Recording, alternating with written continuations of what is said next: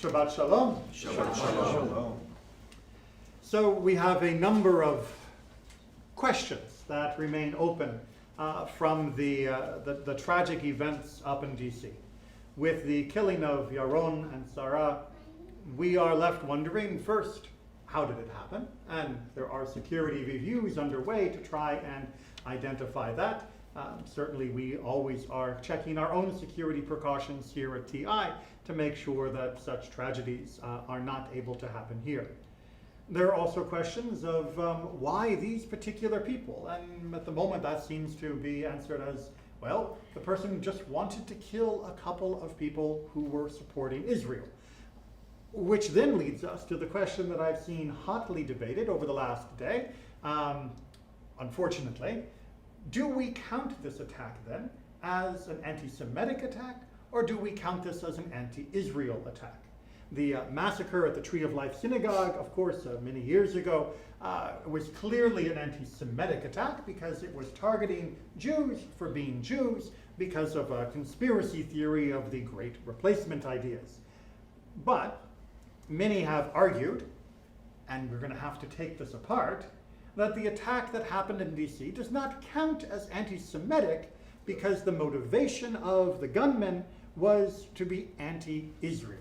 That all he wanted to do, those are some pretty heavy quotes around that phrase, was to strike a blow against the Israeli government, and it had nothing to do with the fact that people might be Jewish. As it happened, one of them was not classically Jewish in the normal sense, but of course the shooter wasn't actually thinking about that at the time.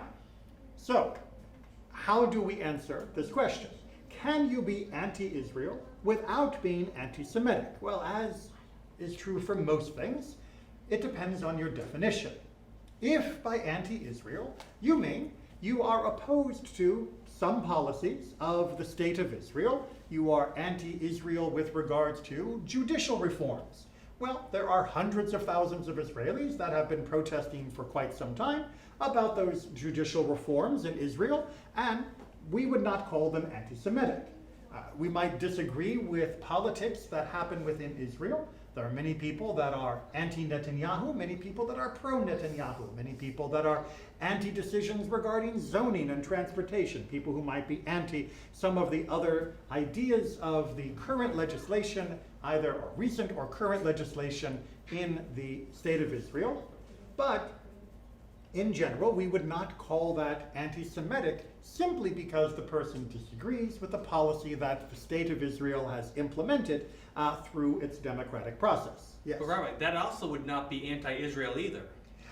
Okay, so this is why I'm trying to shave the fine distinction, because many people will act as though any criticism of Israel is anti-Israel.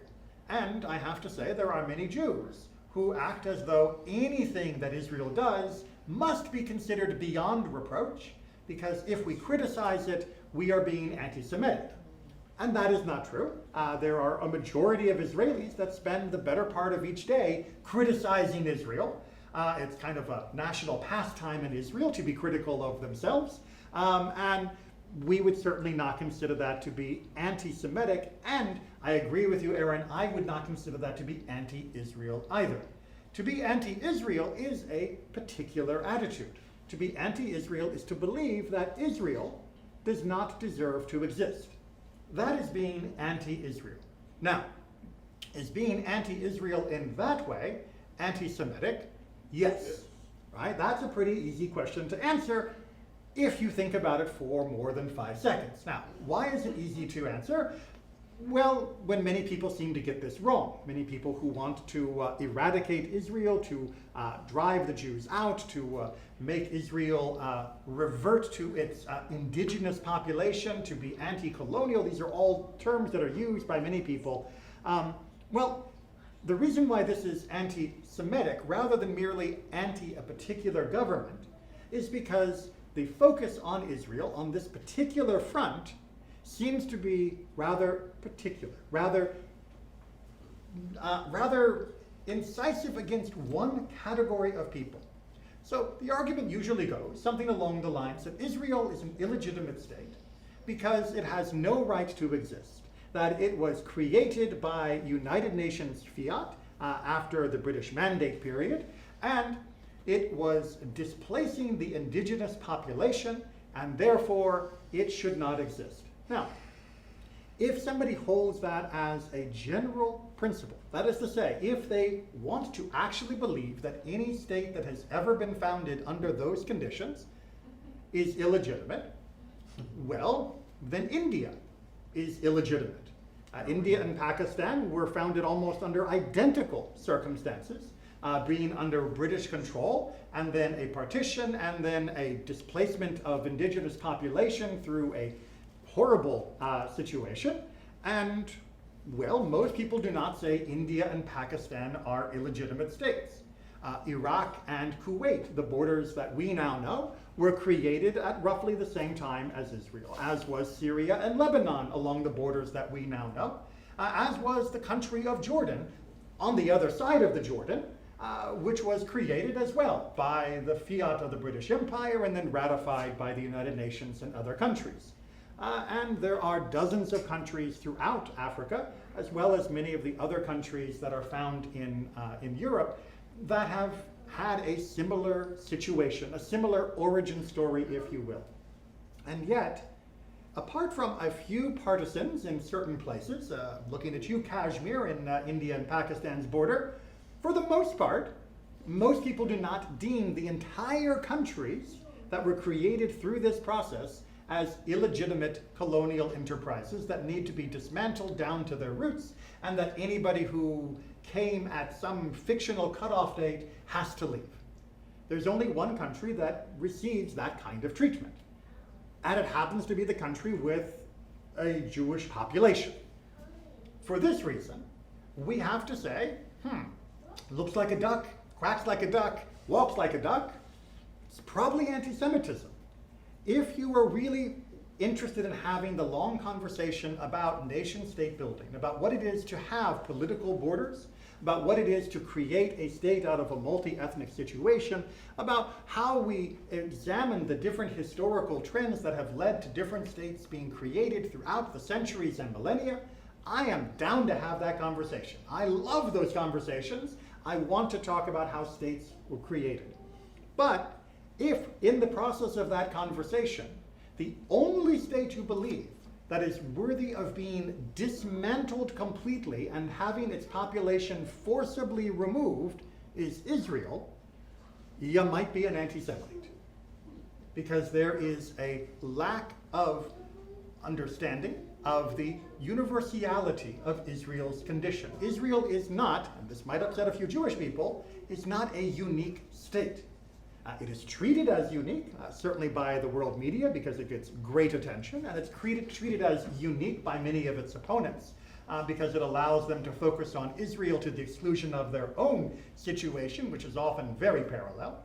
But the fact of the matter is, Israel is a fairly typical 20th century country. That is to say, a country that came into being under the conditions of the 20th century. And as such, we should treat it like any other country, a country that can make some horrible mistakes, and a country that can do wonderful things, and a country which has often been embroiled in conflict with its neighbors. And we can talk about means of solving some of those conflicts to the satisfaction of both the Israelis as well as her neighbors. But as soon as we begin to say Israel is illegitimate, must be dismantled, and must be removed, then we are into anti-Semitic territory. So for myself, that line is fairly easy to navigate. Now the problem with missing this line, the problem with those who stumble into anti-Semitism while thinking that they are doing something brave and noble for the oppressed people of Palestine, is that once they have decided that Israel is fundamentally illegitimate, then every technique, every method, every strategy to change Israel's existence from there to not there becomes legitimate. That is to say, once you have decided that Israel is the original sin of the world, well, then it must be eradicated at all costs. And then, of course, peace will reign. Flowers, unicorns, and rainbows. And that is in fact exactly what happened with our shooter in Washington, D.C. Although this was a person who was concerned about many different social justice types issues, this became a fixation according to the social media posts that have been unearthed by this individual. And he then decided that he needed to strike a blow specifically to bring the war to this country, because this would then start a cascade that would eventually erase Israel from existence, because people would see that the war was all of our issue, that all of us needed to fight, that all of us had to take up arms, all of us had to be in the armed struggle against the illegitimate state of Israel. Now, obviously, the entire underpinning of his logic and thinking about Israel's existence is flawed. But I would like to add, for the benefit of those who perhaps have found some persuasion in those types of arguments, not people here probably, but just in case someone's listening, or in case you encounter someone and you would like to explain to them in terms that are perhaps maybe more persuasive to them than the discussion so far, there has been actual research to the effectiveness of this type of armed resistance, of terrorist organizations trying to get their way through terrorist acts. And over the last 100 and some years, only about 7% of terrorist endeavors have ever led to the political outcome that they were seeking. Only about 7% of terrorist organizations have ever achieved what they set out to achieve through the tools of terrorism. That is a very low number for success and a very high death toll in the process. Now you might be thinking, okay, well maybe terrorism isn't the answer, but surely armed struggle will lead to better results. A coordinated guerrilla warfare, not necessarily blowing up buses, but actually having your militias and war fighting, well, that only has about a 20% chance of succeeding. If you want to get up to better than even odds, you have to turn to non-violent protest. This is something that has become almost taboo, and it has been put into the corner of shame in the modern social media world. But the fact is that research has shown actual statistical analysis of the various movements throughout the world over the last 100+ years, for which we have good records and evidence, that if you want to overthrow a totalitarian government, you want to make significant political change within your country and are fighting against a strong opposition within that country, the most effective tools you can possibly use are non-violent protests. And in fact, when you use non-violent protests, you've got about a 50-50 chance of winning, which is more than double of going to the hills and arming yourself to the teeth, and is about 5 times, 7 times more effective than blowing up buses or shooting people in front of museums. So even if you actually believe in the goal of that shooter, recognize that the moment you pull the trigger on innocents walking out of a building like that, the moment that you decide that it will be a storming of the gates in order to overthrow this horrible regime, you have actually cut your odds in half or worse of getting what you hope to achieve. That there are better and peaceful ways to achieve those goals. Now, I disagree with those goals, obviously, but I am open to sit down and have a conversation with somebody, even with that attitude, as long as they're willing to pursue those goals peacefully. And together, we may discover that we have an equal love for peace and an equal love for the dignity of all people, and that perhaps the eradication of Israel is not the magic solution that they think it is. That perhaps there are better ways to help their people, as well as the Israelis, as well as everybody in the world. But it begins by not resorting to the violence like we saw in DC or like we saw on October 7th. Hopefully that message will spread just because it works better. And then maybe when they realize it works better, they might also rethink the goal as well. Shabbat Shalom.